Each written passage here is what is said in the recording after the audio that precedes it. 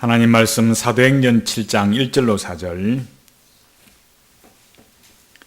대제사장이 이르되 이것이 사실이냐? 스데반이 이르되 여러분 부형들이여 들으소서. 우리 조상 아브라함이 하란에 있기 전 메소포타미아에 있을 때에 영광의 하나님이 그에게 보여 이르시되 내 고향과 친척을 떠나 내가 내게 보일 땅으로 가라 하시니 아브라함이 갈대아 사람의 땅을 떠나 하란에 거하다가 그의 아버지가 죽음에 하나님이 그를 거기서 너희 지금 사는 이 땅으로 옮기셨느니라. 아멘. 언약 29번째 아브라함 언약으로 5번째 시간입니다. 지난 시간까지 아브라함 언약을 이야기해서 우리가 노아 니므롯을 살펴봤고 그 선택하신 하나님 그것을 중심으로 살펴보았고 오늘도 계속해서 이 아브라함이 부름을 받았다는 것, 하나님께서 부르셨다는 이 사실을 계속해서 살피고 또 앞으로도 더 살펴보려고 합니다. 또 지금까지 들어왔던 설교들과 또 생각하면서 요약도 하고 또 새로운 것들을 알아가도록 그렇게 하겠습니다. 지금 우리가 삼위 하나님의 언약을 배워가면서 중요하게 알아가야 하고 헷갈리지 말아야 할 것은 성경이 말하는 삼위 하나님인가 아니면 인간이 실존적으로 만들어낸 신이냐 이것을 분명하게 알아야만 합니다. 이건 굉장히 중대한 본질에 관한 것입니다.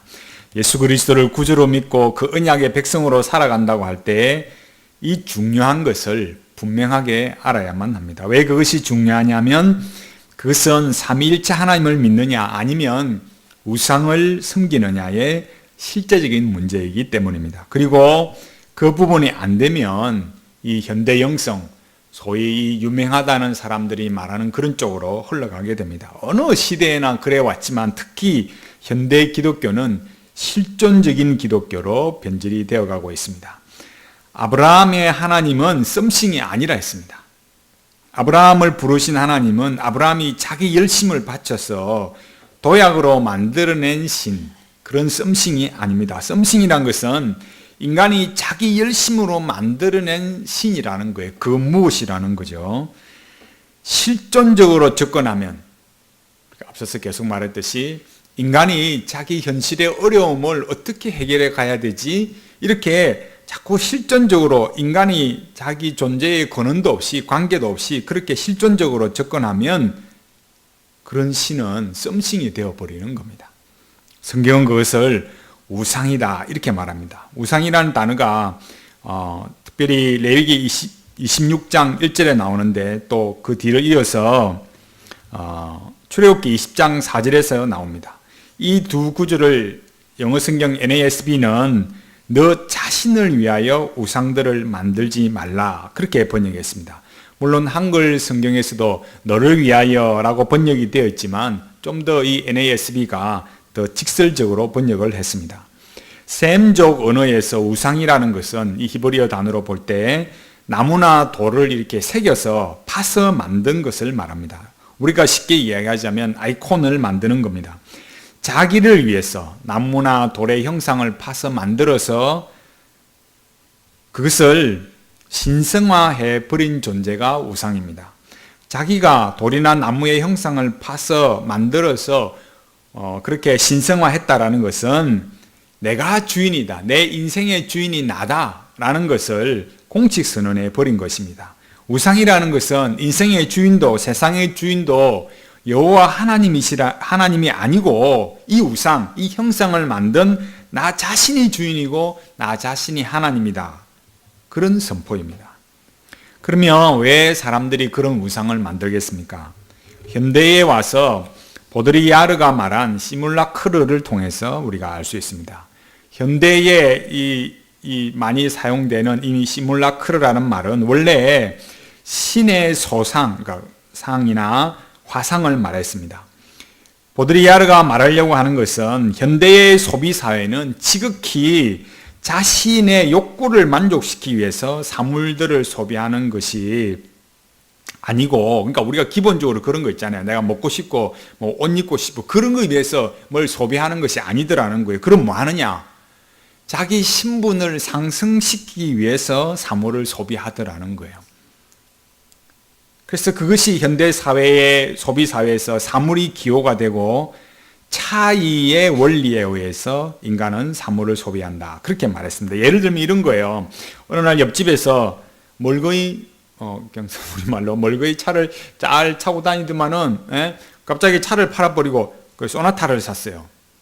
그러니까 그 옆집에서 기분이 나빠가지고 자기도 소나타 타고 다니는데 소나타 팔아버리고 그랜저를 사는 거예요. 그러니까 그 옆집에서 또 소나타 팔아버리고 아우디를 사는 거예요. 그러니 또 그랜저 타는 아저씨가 또 그럼 그 다음에 뭐 하느냐? 에이 기분 나빠. 그리고 뭐냐면 자기 그랜저 팔아버리고 그 다음에 BMW 사는 거예요. 마음에 뭔 생각을 하느냐? 야, 내가 너하고 동급을 타고 다닐 수 있겠냐? 그러는 거예요. 그러니까 갈수록 더 비싼 차, 더 비싼 차, 더 큰 차, 더 좋은 집, 더 좋은 집 그렇게 구매를 하는 겁니다. 그렇게 자기를 차별화하는 기호, 이 시뮬라크르가 현실이 되고 현실이 그냥 시뮬라크르가 되어버린 그런 시대가 되어버렸어요. 그럼 왜 그러느냐? 세상에는 인생을 살아갈 참된 가치가 없더라는 거예요.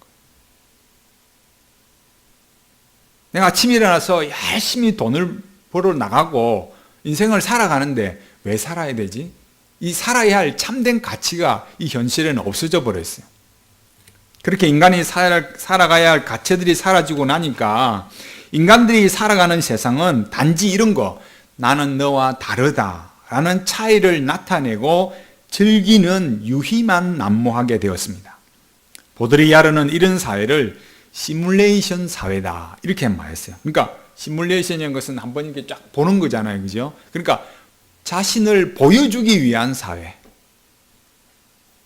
그런 사회가 되어버렸어요. 성경이 말하는 그 우상이라는 것이 바로 이 보드리야르가 말하는 기호, 시뮬라크르, 시뮬레이션 사회, 그렇게 다른 사람들과 차이를 나타내기 위해서 상품을 구매하고 즐기는 그런 사회가 바로 우상사회입니다. 결국 우상이라는 것은 자기 잘남을 드러내는 것입니다. 열심히 빌어서 복받아서 그래서 뭐 하던가요? 나 이렇게 잘 먹고 잘 산다 이거잖아요. 근데 거기에다 인간은 자기의 잘남에다가 뭘 하고 싶으냐면 신성함을 부여하고 싶은 거예요. 돈을 벌면 어떻습니까? 세상에 돈 벌어서 물론 내가 열심히 일해서 뼈빠지게 일해서 돈 버는 사람이 있어요. 그러나 우리가 봤을 때 야, 어떻게 저렇게 돈을 많이 벌었을까? 그런 거는요, 정상적으로 안 되는 걸 다 알고 있잖아요. 근데 그거를 그냥 나 자신이 수용하고 다른 사람이 수용하도록 그렇게 하는 방편이 뭐냐 이거예요. 그게 우상화 작업이라는 거예요. 저 어떤 뭐 대단한 국가의 대통령이나 무슨 독재자나 그런 사람만 그렇게 하는 게 아니라 우리도 그런 사람이 하는 똑같은 방식으로 만들어 가는 겁니다. 인간이 그렇게 자신의 잘남에 신성함을 부여해야 그 자기한테 들어온 돈, 자기한테 들어온 권력을 뭐예요? 정당화하는 거죠. 신성화하지 않으면 영원한 의미와 통일성을 부여받지 못합니다. 오직 신에게만 속한 속성, 오직 성경이 말하는 하나님에게만 그 참되고 영원한 속성들이 있는데 그것을 인간의 것으로 만드는 것이 뭐냐? 우상숭배입니다. 그래서 우상숭배가 죄입니다. 죄. 자기가 도약해서 만들어낸 신, 자기가 믿는 신을 썸신이라는 사람, 그게 더 이렇게 발전하면 어떻게 되느냐? 발전한다기보다도 그런 사람들이 가지는 내면의 의식이 무서운 게 뭐냐면 성경의 역사적 사건, 성경이 일어난 사실을 신화라고 하는 거예요. 신화. 우리가 이렇게 순진하게 예수 믿고 살아가는 우리들이 볼 때는 야, 성경에 어떻게 지금 우리가 다루고 있는 게 하나님께서 아브라함을 부르신 사건이잖아요. 또 그 이전에 돌아가서 하나님께서 세상을 창조하신 일이나 이런 것들을 그걸 신화라고 말하는 사람이요 대놓고 많아요. 소위 저 신학교 박사 이런 분들 좀 똑똑해지고 알아가고 배워갈수록 나중에 어떻게 되느냐? 신화라 그래요. 이게 얼마나 무서우냐면 신화라는 것은 언제나 그 사람들이 말하는 방식들은 뭘로 가느냐면 음양의 순환체계로 갑니다. 음양의 순환체계라는 것은 이 지극히 인간의 경험에 의해서 인간이 생각해서 만들어낸 체계입니다. 그리고 인간이 경험을 해보니까 어떻습니까? 세상이란 것은 돌고 도는 세상이더라 라는 겁니다. 그렇게 돌고 도는 세상인데 그게 아마 어떤 신이 주관하고 있을 거야 이렇게 생각하는 거예요. 그것이 바로 썸씽이고 우상입니다. 모르는 거잖아요. 뭔가 있는 것 같은데 모르는 것, 그 뭔가 그게 아마 신일 거야 이렇게 되는 거예요.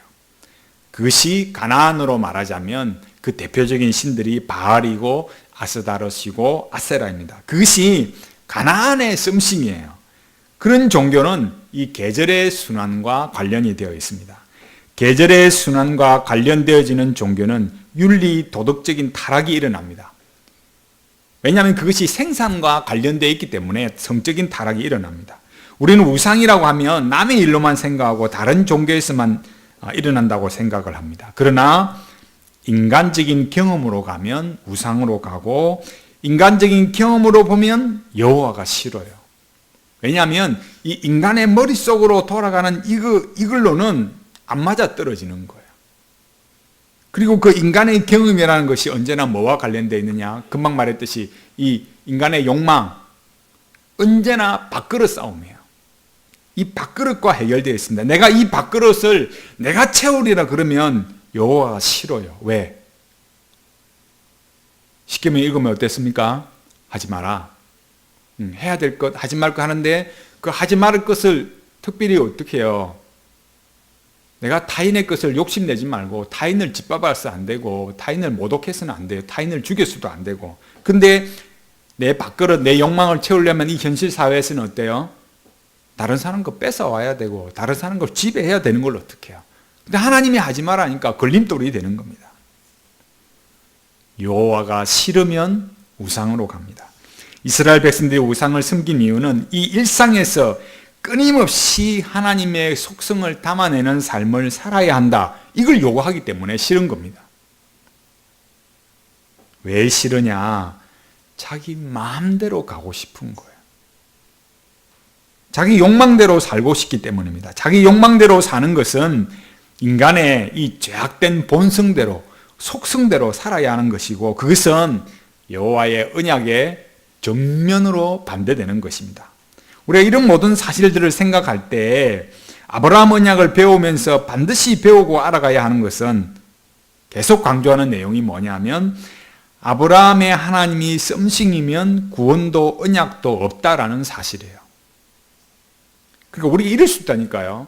우리가 열심히 내가 하나님이라고 빌고 막 구하고 하지만 사실은 말은 하나님이지만 예수님 모르고 살았을 때 저 달 보고 빌었던 거나 가만히 보면 별반 차이가 없는 거예요.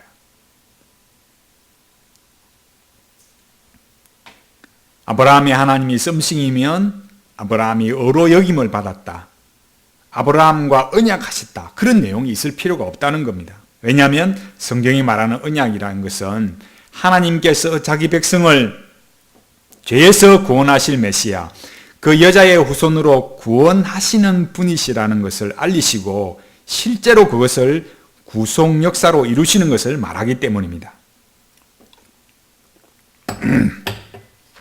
그 구속의 역사로 구원을 받고 언약을 맺은 주의 백성들은 이렇게 살아라. 다시 말해서 하나님의 거룩한 인격성, 그 거룩한 속성을 나타내며 살아가야 된다. 이걸 요구하는 거예요. 이게 언약이에요. 구원과 언약은 살아계시고 무한하시고 영원하시고 인격적이신 하나님이시기 때문에 아브라함에게 주어졌고 우리에게도 주어졌습니다. 그러나 썸씽이 되면 아무것도 필요가 없는 거예요. 그런 게 뭐만 있으면 될까요? 열심만 바치면 되는 거예요. 내 열심만 바치면 되는 거예요. 아브라함의 하나님이 썸씽이었더라면 아브라함 역시 자기 시대의 모든 종교들이 그랬듯이 자기 욕망을 이루기 위해 살아갔을 것입니다. 아브라함의 하나님이 아브라함의 도약으로 만들어진 썸씽이라면 다른 종교에서도 그렇듯이 자기 욕망을 이루기 위해서 자기 자식을 불구덩이에 던져 넣는 거예요. 썸씽이면 그렇게 한다 이거예요. 여러분, 인문학을 공부하는 사람들이 좋아하는 거는 그리스 신들이에요. 그러니까 뭐 요즘 예를 들어서 뭐 니체를 말하고 뭐 어떻게 이렇게 목사님들께서도 그렇게 말하지만 사실은 그 배경에 가지고 있는 게 그리스 신이에요. 성경의 하나님과 그리스 신들은 근본적으로 틀립니다. 왜냐하면 그리스 신들이라는 것은 인간의 필요에 맞춘 신들이라는 거예요. 지금 우리가 언약을 말하고 썸씽을 말하고 실존적인 신이 되어서는 안 된다, 이런 얘기를 계속 말했잖아요. 실존적인 접근이 되어서는 안 된다. 그걸 실존적으로 우리 현실의 입장에서 내가 이 세상에 내가 어떻게 왔는지도 모르고 그냥 하이데거가 말하듯이 현실에 툭 내던져진, 우리는 어디 왔는지 몰라, 그냥 내 결단으로 살아가는 거야, 그렇게 말하는 그런 세상으로 살아가면, 그런 거 인간적인 필요에 맞추면 이 그리스 신들, 그리스가 말하는 이런 신들처럼 똑같이 가는 거예요. 삼면이 바다로 둘러싸인 자연 환경 속에서 특별히 바다는 이 그리스 사람들에게 무한한 힘이 있는 존재였고, 영원한 어떤 존재, 무슨 존재, 썸씽이에요. 그래서 바다는 전능하고 영원한 어떤 대상이었어요. 그래서 그리스인은 그 바다의 신성을 부여하고 의인화했습니다. 그 바다의 이름을 붙여서, 그 신의 이름을 붙여서 포세이돈이다, 이렇게 말했습니다. 바다를 비롯해서 전쟁도 이성도 그들이 이 세상을 살아가면서 필요한 모든 것, 원하는 모든 것들을 다 신으로 만들고 이름을 붙였습니다. 성경은 하나님께서 자신의 형상을 따라 인간을 창조하셨다고 말하지만 그리스도인은 인간의 형상으로 신을 만들었어요. 그래서 인간을 위해서 신을 만들었습니다. 그러니 거기에는 구원과 언약 이런 것이 있을 필요가 없습니다. 구원과 언약 대신에 그리스에는 뭐만 있을까요? 투쟁하는 거죠. 왜 투쟁해야 돼요? 먹고 살 게 필요하고, 그걸 위해서는 자기 앞에 있는 적들을 싸워야 되니까, 또 이 세상에 일어나고 있는 많은 위험 요소들, 그런 것들과 싸워 이겨야 되니까. 세상은 인간의 잠재력을 실현하는 것이 삶의 행복이 되어버리고, 그러니까 거기에는 언약이 있을 수가 없습니다. 그래서 우리가 언약을 배워가면서 언약의 하나님과 실존주의의 썸씽, 인간이 추구하는 신, 그런 썸씽이 무엇이 틀린지 분명하게 알지 못하면 우리는 겉으로는 막 교회 다니고 열심히 믿음 생활을 하는 것 같지만 사실은 좀 지나고 보면 허당인 거예요. 오늘날 현대 기독교가 영성으로 가고 썸씽으로 가는 이유는 실존적 기독교로 가고 있기 때문입니다. 왜냐하면 하나님께서 자신의 고통스러운 현실에 응답을 안 해준다고 생각하기 때문이에요. 사실 살아보면요, 힘들어요. 우리가 이렇게 평안하게 살다가 갑자기 집안에 무슨 큰 일을 탁 당해보세요. 내 인생에 아픔이 다가오고 질병이 다가오고 큰 일을 탁 만나면 어떻게 돼요?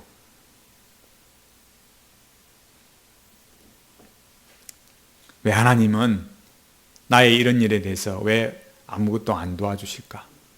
내가 왜 이런 일을 당해야 되나? 그런 마음이 들고요. 그 고생 때문에 기도하면서 자기가 바라는 거 이런 거죠. 마치 꼭 이런 거, 길동아 뭘 도와줄까? 그렇게 해주길 바라는 거예요. 그래서 딱 뭔가 해결이 되면 그때서 뭘로 하겠다? 하나님으로 인정해 주겠다 이거예요. 자기의 필요한 걸 채워주면. 실존적 기독교란 멀지 않습니다. 정말 한 끗 차이예요. 현실적인, 지극히 현실적인 기독교가 되는 거예요. 이 현실적인 문제를 해결해 주는 것이 기독교이고, 그게 아니면 누가 뭐 하려고 다닐 필요가 뭐 있나. 눈을 돌려서 세상을 한번 보십시오. 세상은 다 그렇게 살아가잖아요. 그렇게 안 살아가는 사람들이 이상한 거예요. 어떤 사람은 이렇게도 말해요. 야, 네가 그렇게 기도하고 헌금을 바친다고 하나님이 너한테 밥을 주냐, 돈을 주냐? 그래요. 그랬어요. 사람들이 이러잖아요. 야, 그렇게 살지 말고 네가 인생을 열심히 살고 잘 먹고 잘 살다가, 그러다 그냥 살다가 힘들면 가서 도와달라고 그래. 그러는 거잖아요. 내가 신앙생활을 열심히 한다고 뭐가 달라지던가요? 아니 내가 열심히 정말 뭘 한다고 해서 갈수록 사실은 더 쉽지 않다는 걸 느껴가는 게 신앙생활 아니던가요? 어떤 사람은요, 그렇게 안 사는 그런 사람보다요 더 못하는 경우도 있어요. 그러니까 하도 갑갑해서 야 너는 왜 그렇게 사냐 그런 말도 듣습니다. 열심히 신앙생활 한다고 눈에 띄게 달라지는 것이 없어 보이는 거예요. 무슨 기적이 있고 남다른 능력이 있고 그래야 하는데 그게 없더라는 거예요. 여러분 이게 살면서 그렇잖아요. 한번 오늘 뭐 이번 주일 한번 예배 참석하고 그 다음날 천국 갑니까? 몰라요. 우리는 살아갈 세상이 얼마나 많은지 몰라요. 그러니까 그 다음부터는 어떠냐? 지루해요. 그 지루한 거 제가 좀 이따 이야기하고.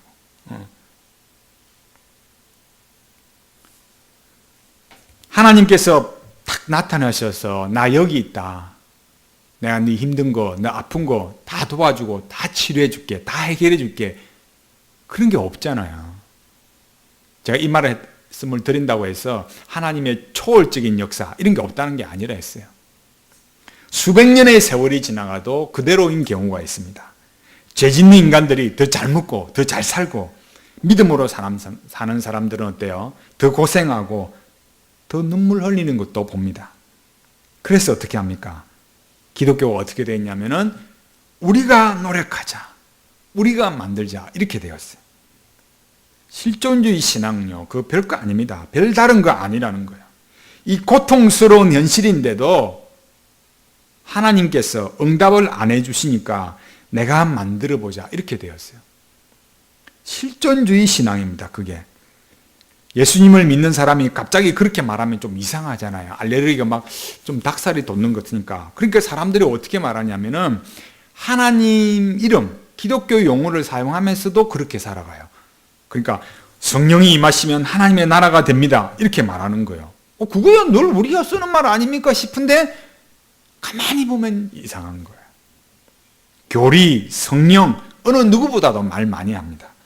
알고 보면 실존적이라는 거예요. 입만 열면 성령, 입만 열면 영성이라고 말해요. 그러나 요구하는 내용으로나 살아가는 방식은 뭐냐? 너무나 현실적이고 너무나 실존적인 거예요. 하나님께서 분명히 성령의 영감으로 기록된 말씀을 주셨는데도 그 말씀이 진리인지 아닌지를 내가 판단하고 선택해야 됩니다. 그래서 이 대한민국 기독교와 이 지금 21세기의 기독교를 장악하는 것이 바로 하나님의 음성 듣기, 관상일 기도, 빛의 명상, 내려놓음, 더 내려놓음 이런 걸 하는 거예요. 영성일기. 왜 그렇다고요? 지금의 나의 이 현실에 하나님이 딱 맞는 답을 안 주시더라 이거예요. 딱 맞는 답을 주시는 하나님이라야 하나님으로 인정해 주겠다 이겁니다. 내가 뭘 별실없고 특별한 걸 달라는 게 아니고 이 현실을 내가 원하는 방식으로 해달라는 겁니다. 그러면서 속으로 말하는 걸 늘 뭐라고 말했습니까? 하나님이 하나님이시라면 이러시면 안 되는 거잖아요. 그렇게 마음에 생각하고 사는 겁니다. 그런 하나님은 어떤 하나님이겠습니까? 알라딘의 램프를 문지르면 나와서 네 주인님 뭘 도와드릴까요? 그런 하나님을 원해요. 그게 지인이라 하잖아요. 소녀시대가 부른 소원을 말해봐 노래가 있어요. 그 노래 1절 가사가 이래요.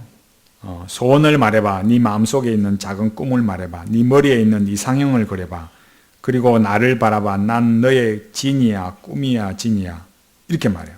그러면서 드림카를 타고 달려봐. 넌 내 옆자리에 앉아 그저 내 이끌림 속에 모두 던져.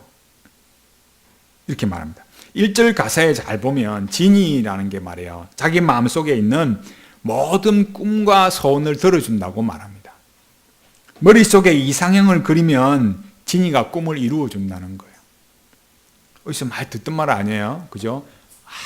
그리고 생각하고 예수님께 구하면 해준다 하잖아요. 그거나 이거하고 뭐가 차이가 있어요? 별 차이가 없다니까요. 노래 중에 이렇게 말해요. 그저 내 이끌림 속에 모두 던져 이렇게 말합니다. 주체가요. 인간, 내가 주체가 아니고 진이가 주체예요. 시작은 내 욕망이었지만 그 욕망을 실현하려고 하다 보니까 결국은 진이의 욕망대로 내가 끌려가는 거예요. 그런 진이를 인간은 늘 뭐라 해왔냐면은 행운의 여신이라 해왔어요.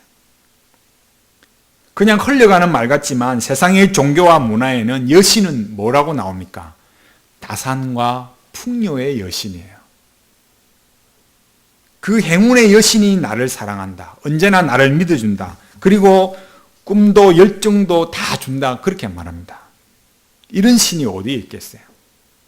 우리가 바라는 그 소위 말하는 그 신이라는 게 우리가 믿고 기도하고 바라면서 지금 어떤 걸로요?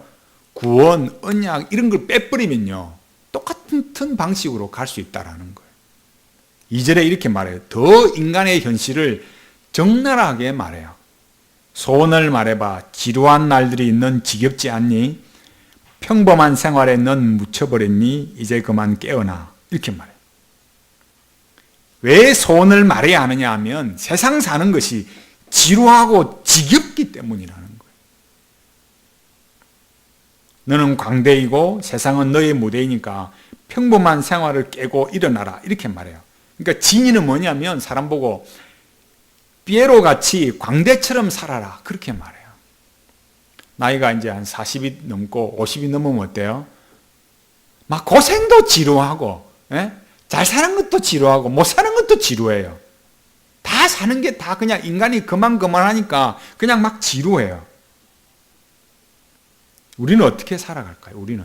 예수 믿는 우리는 하나님의 응답, 하나님의 기적, 하나님의 역사, 이런 하나님의 개입하심에 대해서 성경적인 방식, 언약적인 방식 이런 것과는 무관하게 살아가면서도 나는 교회 와서 예배드리고 기도하고 찬양하고 헌금을 드렸으니까 나는 하나님의 방식으로 살아가고 있다. 나는 기독교인이야. 이렇게 생각하고 있다니까요.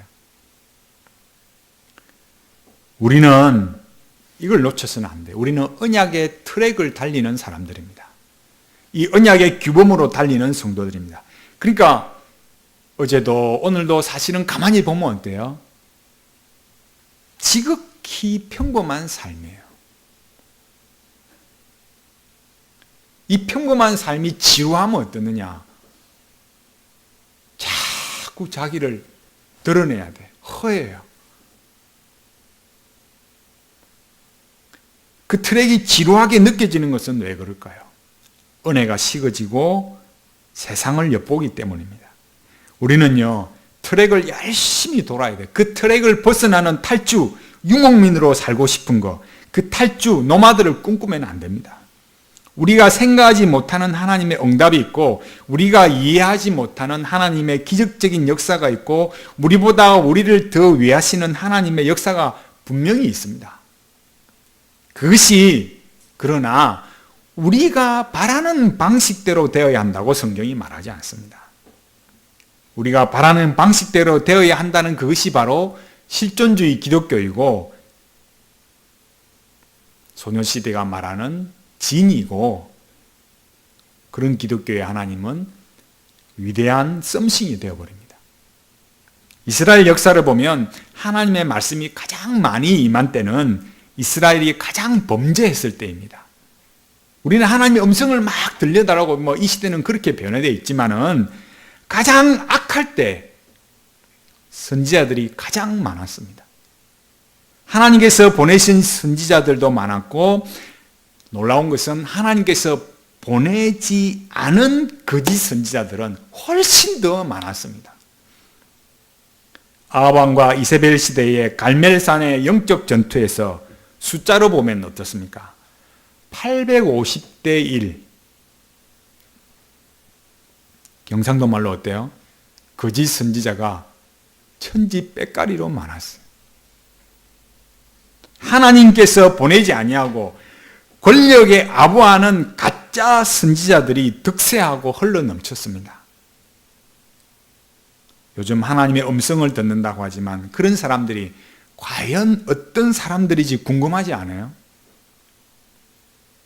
이 고난 많은 세상에서 하나님의 응답이 없다, 하나님의 말씀이 없다, 그렇게 여겨질 때 그럼 우리는 어떻게 살아가야 하겠습니까?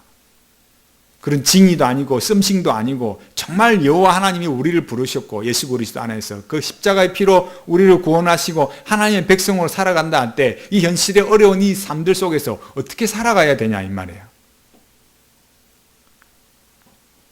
첫째는 미혹되지 말아야 됩니다. 부정적인 면에서 예수님께서 그런 미혹이 일어날 것을 말씀하시면서 이렇게 말씀하셨습니다. 마태복음 24장 23절 그때에 사람이 너희에게 말하되 보라 그리스도가 여기 있다 혹 저기 있다 해도 믿지 말라. 아멘. 보라 그리스도가 여기 있다는 말에 왜 사람들이 넘어가겠습니까? 여기 있다 하는 그 사람이 우리의 이 현실의 문제에 답을 주는 거예요. 자기 욕망에 이끌리고 자기 현실의 불안에 견디지를 못하기 때문에 그리로 끌려갑니다. 하나님께서는 응답해 주시지 않으니까 소위 신령하다는 종을 찾아갑니다. 답답하니까 여기저기 뛰어다니겠지만 그런 것이 아무 소용이 없다는 것을 일찍 깨달아야 허송세월 안 하고 주머니도 안 틀리고 삽니다. 두 번째로 중요한 것은 오늘 말하고 있는 핵심이 그거예요. 우리의 부르심이 무엇인가 이걸 분명히 알아야만 합니다.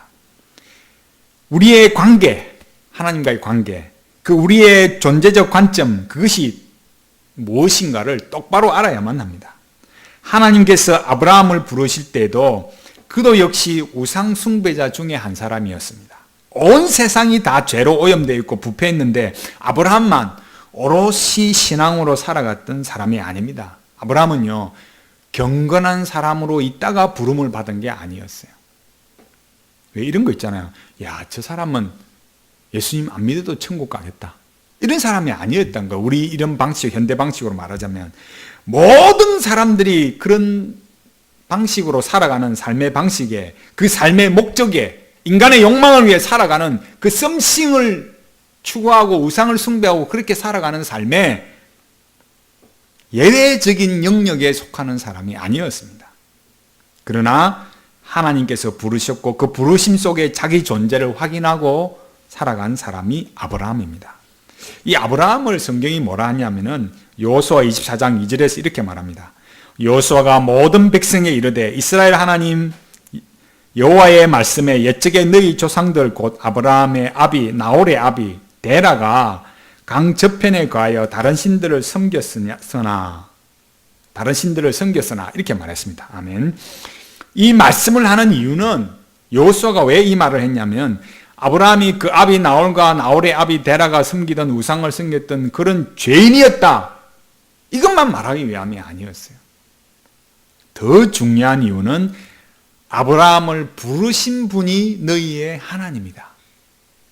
이 사실을 말하기 위함입니다. 아브라함은 선택을 받을 아무런 자격도 갖추지 못한 사람입니다. 어느 누가 나서서 우리는 선택을 받지 못할지라도 아브라함은 선택을 받을 만한 사람이라고 추천할 만한 그런 사람이 아니었다는 겁니다. 아니면 반대로 아브라함이 선택받으면 우리도 선택을 받아야지요. 그럴 사람이 아니었습니다. 핵심은 아브라함이 얼마나 우상을 섬겼느냐가 아니라 하나님께서 아브라함을 선택하시고 부르셨다는 사실입니다. 하나님께서 아브라함을 선택하셨다. 하나님께서 아브라함을 부르셨다. 이게 중요하다는 거예요. 이게 핵심이에요. 성경은 뭘 말하느냐? 여호수아가 말하고 싶은 것은 은혜의 결과다. 하나님의 은혜의 결과다. 왜요? 왜 이 말을 했을까요? 여호수아 시대에 이미 이 이스라엘 백성들이 가나안의 우상을 섬기고 배도의 길로 들어서고 있었기 때문입니다. 여호수아는 그들에게 여호와 하나님의 구원 역사를 말해주면서 하나님의 부르심과 은혜로 여기까지 왔다. 그걸 말해주는 겁니다. 너희들의 하나님, 너희들의 존재, 너희들의 사명, 그걸 똑바르게 알지 않고 행하지 아니하면 너희들은 심판받아서 죽는다. 그 사실을 말해주는 겁니다. 로마서 11장 5절에 이렇게 말했습니다. 그런즉 이와 같이 이제도 은혜로 택하심을 따라 남은 자가 있느니라. 아멘. 택하심. 사람의 눈으로 보기와는 다르다는 겁니다. 그 택하심에는 다 끝난 것 같고 다 죽은 것 같은데 하나님께서 남겨주신 백성들이 있더라는 거예요. 왜냐하면 선택은 선택받은 자의 가치에 달려있지 않은 겁니다. 과거의 일로나 현재의 일로나 다가올 미래의 일로 결정되지 않습니다. 이미 구원받은 성도들도 불안해하고 걱정할 일이 없습니다. 내가 예수 그리스도를 구주로 믿고 있다면 하나님의 선택 속에 있는 것이고 하나님께서 나의 가치를 보고 나를 택하신 것이 아니구나. 이걸 믿는 게 성도예요. 우리의 가치는 어디에 있습니까? 우리의 가치는요, 우리에게 있지 않습니다. 우리의 가치는 예수 그리스도의 십자가의 대속에 있습니다. 내 가치로 보자면 구원은 어림도 없어요. 예수 믿고 난 이후에 죄 안 짓습니까? 죄 짓습니다. 죄만이 말합니다. 허물이 얼마나 많습니까? 그러나 예수 그리스도께서 십자가에 피 흘려 죽으심으로 우리 죄를 속죄하시고 그 의를 우리에게 덧입혀 주셨기 때문에 우리도 가치 있는 존재가 되었습니다. 사탄은 어떻게 공격해 오겠습니까? 우리의 가치에 선택, 구원, 언약에 합당한지 자꾸 저울을 보게 하는 거예요. 특히나 우리의 행위를 정죄합니다. 지나간 날의 잘못들, 상처들, 지금의 문제들, 오늘의 죄악들, 심지어 지금의 질병과 고통까지도 내가 가치가 없기 때문에 받는 형벌이라고 생각하게 만듭니다. 그래서 우리를 어떻게 만들까요? 불안하게 하고 걱정되게 하고 절망으로 곤두박질 치게 만듭니다. 성경은 우리를 그렇게 몰아가지 않습니다. 성경이 그렇게 우리를 몰아가면요, 세상 종교와 뭐가 다르겠어요? 인과응보적인 거잖아요. 왜냐하면 우리는 우리의 가치로 선택받은 것이 아니기 때문에 성경은 우리를 그렇게 만들지 않습니다. 성경이 우리에게 일관되게 말하는 것은 우리의 선택, 우리의 부르심, 이것은 오직 여호와 하나님의 주권적인 기쁨으로 주어졌다는 사실입니다. 이사야 51장 1절 2절에서 이렇게 말합니다. 의를 쫓으며 여호와를 찾아 구하는 너희는 나를 들을지어다. 너희를 떠내는 반석과 너희를 파낸 우묵한 구덩이를 생각하여 보라. 너희 조상 아브라함과 너희를 생산한 사라를 생각하여 보라. 아브라함이 혈혈단신으로 있을 때에 내가 부르고 그에게 복을 주어 창성케 하였느니라. 아멘. 하나님께서 이스라엘 백성들에게 이 말씀을 하시는 이유는 이스라엘이 하나님의 고귀하고 특별한 은혜로 선택된 하나님의 백성이다. 너희들의 존재가 뭐냐? 이걸 알게 해 주시기 위함입니다. 이스라엘은요, 희망이 없었습니다. 자기들이 생각할 때는 이제는 다시 어떻게 옛날처럼 돌아가고 회복하리라. 이건 생각도 못하는 일이었어요. 그러나 하나님께서 그들이 비록 소수가 남게 될지라도 그들은 다시 번성케 하실 것이고 새로운 소망을 주실 것이다. 이 말씀을 해 주셨습니다. 그리고 너희들이 구할 것은 뭐냐? 지금의 이 절망적인 상황에서 어떻게 살아남을 것인가? 그게 아니라는 거예요. 그렇잖아요. 현실이 어렵고 그러면 어떻게 정말 이 상황을 이겨내고 돌파해가고 살아남을까, 투쟁을 해야 될까, 이 생각을 할 수밖에 없잖아요, 사람이라면. 근데 하나님 그렇게 말씀하시는 게 아니고 지금의 이 상황 가운데서도 의를 쫓으며 살아라. 여호와를 찾아라. 여호와를 구해라. 여호와의 말씀을 들어라. 그것이 너희의 살 길이다. 우리가 지금 앞에서 계속 뭐라 했습니까? 실존적인 기독교, 현실적인 기독교, 그거와는 다르다 했잖아요. 아니, 하나님이 말씀하시는 거 있잖아요. 하나님께서 지금 이 어렵게 희망도 없고 이제는 이스라엘은 다 끝났구나 그런 상황인데, 야, 너 이렇게 싸우고 저 어디 가서 원조를 구해오고 어느 나라와 이렇게 관계를 맺고 이렇게 해가지고 그러면 길이 생길 거야, 이렇게 해주는 게 아니고, 그럼 내가 하늘에서 막 벼락을 내든지 저 원수를 쳐부수고 네가 예루살렘을 회복하고, 아니 그렇게 뭘 대안을 제시해 주셔야지. 뭐라고 하신다고요? 지금 이 자리에서 의를 찾아라. 지금 이 자리에서 하나님을 찾고 하나님을 의지하고 하나님의 말씀에 순종하고 그 말씀을 들어라. 아이 참네. 아니 우리 형편을 뻔히 알면서 그런 소리를 하십니까? 그렇게 사람들이 어디 간다고요?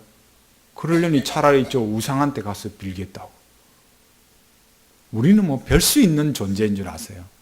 왜 그리 간다고요? 왜 하나님이 그런 요구를 하신다고요? 너희들이 누구인지를, 그 존재를 정확하게 알아야 엉뚱한 짓 안 하고 산다 이거예요. 2절에서 여호와 하나님께서 너희 조상 아브라함과 너희를 생산한 사라를 생각하여 보라. 아브라함이 혈혈 단신으로 있을 때에 내가 부르고 그에게 복을 주어 장성케 했느니라. 그렇게 말씀했습니다. 우리나라 성경 번역이 얼마나 이럴 때는 적절하게 아니고 절절하게 번역해 놓은지 한번 보세요. 혈혈 단신으로 있을 때, 이 히브리어로 보면요, 이건 그냥 에하드 해서 혼자 있었다 이거예요. 한 사람. 그 혈혈 단신이라는 말이 우리 한글적인 의미는 뭐예요? 의지할 곳이 없는 외로운 홀몸이라는 뜻이거든요. 이게 의지할 곳이 없다. 얼마나 사람을 힘들게 합니까? 사람을 제일 힘들게 하는 게요, 외로운 거잖아요. 외로운 거. 돈도 사람을 비참하게 만들고 고통스럽게 하지만 사람이 외롭다는 것은 돈이 있어도 해결이 안 되는 겁니다. 돈도 없고 사람도 없다. 그게 제일 비참한 거예요. 하나님께서 아브라함을 부르셨을 때 아무도 아브라함과 함께한 사람이 없는 그런 사람이었어요. 그 조카 롯이 있었지만 그가 얼마나 아브라함을 생각했지는 모르는 일이고, 사라 역시도 불임인 상태였어요. 아브라함에게 아무런 소망이 없었습니다. 인간적인 가능성이라는 것은 아무것도 없었어요. 그랬던 아브라함인데 하나님께서 그의 자녀들을 무수하게 번성케 하시고 풍요롭게 하셨다. 그렇게 말했습니다. 여호와 하나님께서 이스라엘 백성에게 무엇을 말씀하실까요? 여호와는 변덕스러운 분이 아니시라는 거예요. 여호와는 이스라엘의 가치를 보고 택한 것이 아니라는 겁니다. 지나가는 과거에도 가치가 있어서 선택한 것이 아니고 지금도 가치가 있어서 그 선택을 붙들고 계신 것이 아니라는 겁니다. 그러면 무엇으로 선택하시고 무엇으로 그 선택을 유지하고 나가실까요? 그것은 오직 여호와 하나님의 주권적인 기쁨으로 선택하시고 그 주권적인 기쁨으로 선택을 유지시켜 가십니다. 그래서 뭐 하라고요? 그 상처와 그 고통과 그 아픔 속에서도 이 신앙의 길을 가는 것이, 여호와를 찾고 구하고 살아가는 그것이 성도다라는 거예요. 성도이기 때문에 그 길로 가야 된다. 그걸 요구하고 있습니다. 이것이 아브라함에게 영원한 의미와 통일성을 주고 영원한 안정감을 제공합니다.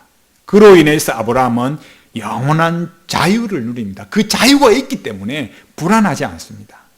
그런 자유가 있기 때문에 나중에 롯과 헤어질 때에도 롯이 그 어떤 선택을 해도 하나님께서 그 주권적 기쁨으로 자기를 부르신 하나님이시니까 자기를 또 그렇게 인도해 주실 것이다. 그걸 믿고 불안해하지 않는 겁니다. 하나님의 주권적 기쁨이라는 것은 우리가 가치가 있기 때문에 기쁨이 채워지는 존재라는 뜻이 아닙니다. 하나님께서는 전능하신 분이시기 때문에 무한히 충만하신 하나님이십니다. 우리의 필요로 무슨 채워지는 그런 존재가 아닙니다. 그렇게 영원토록 무한히 충만하신 하나님께서 기쁨으로 우리를 인도하신다는 것은 우리를 여호와 하나님의 충만함에 참여케 하심으로 여호와 하나님으로부터 기쁨을 받아 누리기를 원하신다는 겁니다. 우리가 뭘 만들어서 우리가 기뻐하는 게 아니고 하나님 그분만으로 기뻐하는 존재, 그걸로 살아라 이거예요. 우리는 구원과 언약의 위대함과 부요함과 풍성함을 너무 가치없게 생각합니다. 가치없게 여기는 이유는 지금 당장 하나님께서 나의 현실적인 필요에 응답을 안 해주시더라는 거예요. 그래서 무엇이라고 합니까? 지금 힘들어 죽겠는데 나보고 기도하라고요? 이 형편에 내가 뭐 성경이 읽혀지겠어요? 목사님 같으면 그래 하겠어요? 그런다고 뭐가 달라집니까? 이러잖아요. 네? 남 얘기합니까? 하나님의 요구는 뭐라고요? 지금 힘들어 죽겠는데도 기도를 해야 하고, 지금 마음이 불안한데도 성경을 읽으라는 거예요. 그래야 정신 똑바로 차리고 엉뚱한 인생을 안 산다라는 거예요. 그래야 신앙이 무엇인지, 왜 구원하셨는지, 왜 언약적으로 살아야 하는지를 분명하게 알고 산다는 겁니다. 언약적으로 살지 않으면서 언약의 하나님을 구한다? 그는 우물에 가서 숭늉을 찾는 것보다 더한 겁니다. 일에 순수도 없이 성급하게 덤빈다고 해서 응답이 오고 해결이 되는 게 아니지 않습니까? 우리의 눈으로 보기에 일일이 모든 일들이 해결이 되지 않는 것 같아 보이고, 하나님의 음성이 들린다고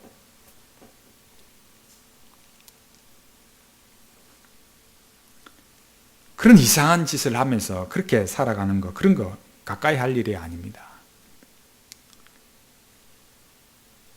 멋지게 대단하게 보이는 그런 사람들요, 사실은 자기 착각이고 자기 망상입니다. 우리는 지금 당장 응답이 안 올지라도 여호와의 말씀에 배타적 충성을 다하고 살아가는 백성들이어야만 합니다. 그게 우리입니다. 우리는 지금 당장 문제가 해결이 안 되어도 언약의 주 하나님을 기뻐하며 살아가는 백성들입니다. 왜냐하면 우리는 오히려 그 문제를 통해서 더 여호와의 구원을 알아가고, 그 고난을 통해서 예수 그리스도와의 이 언약을 누려가기 때문입니다. 구원받고 언약으로 살아가는 자들은 이 언약의 규범을 얼마나 내 삶에 녹아내느냐의 싸움을 하는 사람들이에요. 나를 드러내고 나를 높이는 것이 아니라 얼마나 주 예수 그리스도를 높이느냐, 이 싸움을 하는 사람들입니다. 음성이 들리느냐, 문제가 해결이 되느냐, 그 싸움이 아니에요. 여러분 잘 보십시오. 음성이 들린다, 문제가 해결이 된다는 것은 결국 뭘 하려고 하는 거든가요? 우리의 관계와 존재와 사명을 확인받고 싶은 것으로 기결이 되는 거예요. 음성이 들렸다는 것은 나라는 존재가 이렇게 하나님으로부터 인정을 받는 존재구나, 그거잖아요. 그렇게 음성을 들어서 확인하는 것은 성경적이지 않은 거라는 거예요. 그런 음성은 그저 자기 도취에 불과한 겁니다. 지금 이 고난을 해결할 묘책을 알려준다고 해서 내가 좋아진다는 보장은 없어요. 왜 하나님의 음성을 들었다면서 자기들끼리 싸우고 있어요? 예? 아니, 하나님의 음성을 당신도 듣고 당신도 듣고 당신도 듣고 당신도 들었으면, 그럼 그 자리에서 다 모였으면, 하나님의 음성 들었으면 그럼 다 하나가 화평하고 좋아야지. 왜 싸우고 그래서요? 예?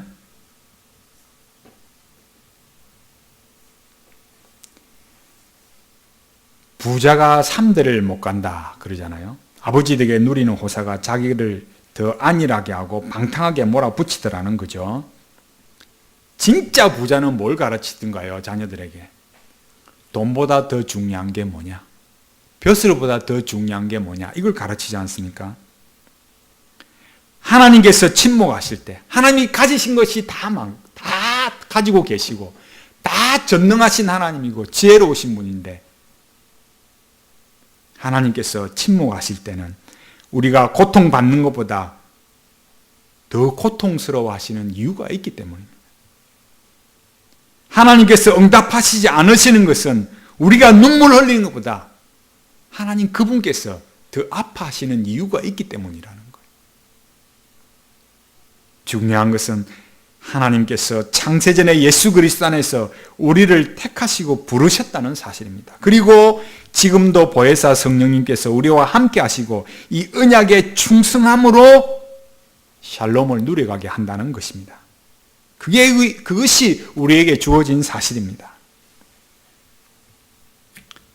응답이 없는 것은 그것이 우리에게 은혜이기 때문에 응답해 주시지 않으시는 것이고, 해결이 안 되는 것은 그것이 우리에게 연단이기 때문에 해결이 안 되는 것입니다. 그런 것이 없으면 우리는 사생자라는 히브리서 저자의 경고를 잊지 말아야 됩니다. 여러분, 호사가 별 것입니까? 성도의 호사는 무엇입니까? 오늘도 하나님 아버지 앞에서 눈물로 감사하며 찬송하면서 예배하고 기도하고 성경 읽고 예수 그리스도의 십자가 은혜 감사하면서 그 말씀대로 살고 파서 엎드리는 것이 호사입니다. 이 호사, 이 영화로움, 이 기쁨, 주님 오실 그때까지 더 많이 누리기를 기도하는 것이 성도입니다. 이 호사를 하나님의 주권적 선택으로 부르심을 받음으로 우리에게 주어졌다는 것, 그걸 주시기 위해서 예수 그리스도께서 저 십자가에 피 흘려 죽으심으로 구원받았다는 이 사실, 이것이 좋아서 기뻐서 믿음으로 살아가는 언약의 백성들이 다 되시기 바랍니다.